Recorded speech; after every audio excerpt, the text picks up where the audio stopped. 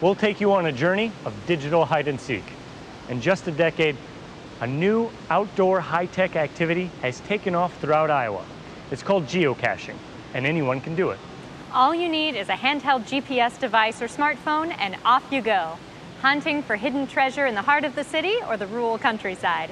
Either way, your adventure is a great way to get out and explore Iowa's outdoors. So are we gonna go find Oak Leaf or no? Because the Oak Leaf one is this way. Which way? Well, Oak Leaf. Yeah, it's this way. Okay.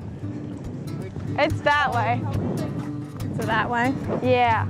On an early spring weekend, hunters from all over Iowa and across the Midwest wander through Honey Creek State Park on Rathbun Lake in southern Iowa. They target hidden treasures, not animals. And instead of weapons, they come armed with GPS, or Global Positioning System receivers. These hunters are called geocachers. For me, we like to be outside, and that's one of my main loves of it. And then just be able to go find stuff because it's a fun scavenger hunt, and it's not, it's not an expensive hobby to go do. You can put as much into it, and then we can just stop and find stuff. For me, not as addictive as some, but pretty darned addictive. You can go every weekend. You can go 3 or 4 times a week during the week if you want to, if the caches are there. Geocaching is a recreational activity, a high-tech game of hide and seek, in which participants use a GPS device or smartphone to place and find hidden containers called caches. Each cache is marked by a set of coordinates and logged on a website. So it gives us a map, and then we're going to go to back to our compass, and then our compass will actually lead us and tell us how many distance, the feet, and the navigation to how far we go. Caches come in a variety of shapes, sizes, and containers. The website listing will tell you what size you're looking for. The smallest caches, called nanos, can be as tiny as the tip of your finger. An ammo can is an example of a regular-sized cache. Most caches, even the tiny nanos, contain a log for you to sign to prove that you found it. Some of them also contain trinkets or swag. So it could be just something as simple as like a McDonald's like a McDonald's toy, a whistle, we could drop a quarter in, a piece of gum, just something, you take something, leave something. It's a fairly new hobby. Geocaching started in 2000 and has grown in popularity since then.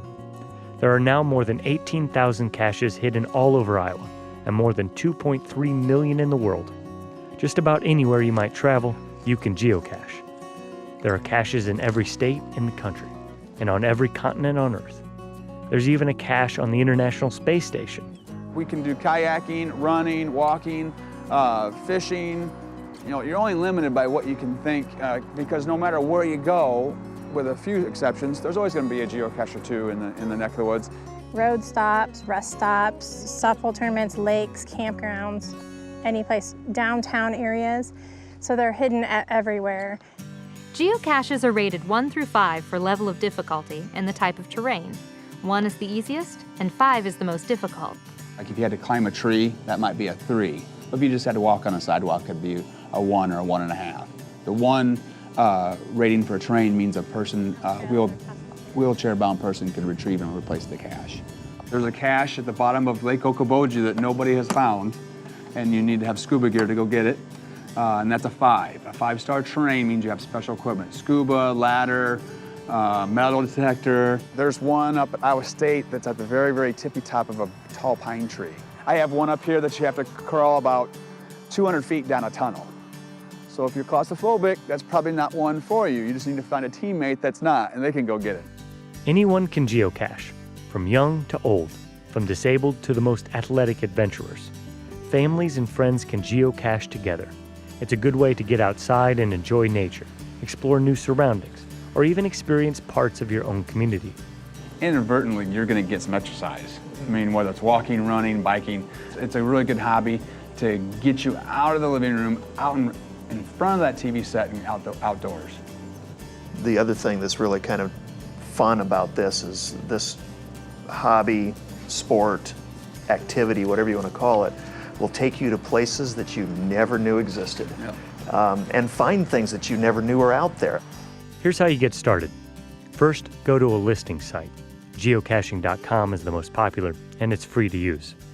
Search for a specific location you want to geocache. The site will provide a listing of all the caches registered in that area. You can then plug in your GPS receiver and download the information about the caches you want to find.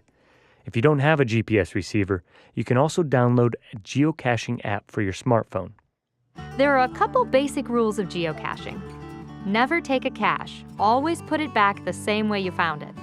And if the cache has swag and you take something, you need to leave something in exchange. A geocacher is a geocacher. A non-geocacher is a muggle based off the Harry Potter movie series. And then if a cache comes up missing after it was originally hidden, then it's called, you would say it got muggled. And whether or not actually a human took it or a raccoon came out of the woods and took it, that happens. You don't have to hike through the woods to go geocaching. There are caches hidden in urban areas too. Downtown Des Moines has several, as do other cities small and large throughout Iowa. Actually, they're Jaden's favorite. The urban caches are usually nanos, and they're usually on something metal, and they're usually so tiny you have to do everything you can to find it, and they're magnetized to it. Yeah, I like the small ones. Like some people think they're really hard, but for me, they're just sometimes they just stick out and it's kind of easy. For many cachers, it doesn't really matter what they find. The real fun is the adventure of the hunt. I found it! The aha moment when you find it, and then if it is cleverly hidden or it's a neat container, and that just brings a smile to your Do face. you want an orange one? You can make it whatever you want it to be. You can make it the social aspect. You can make it quick, easy finds in an urban area. You can make it looking for difficult ones.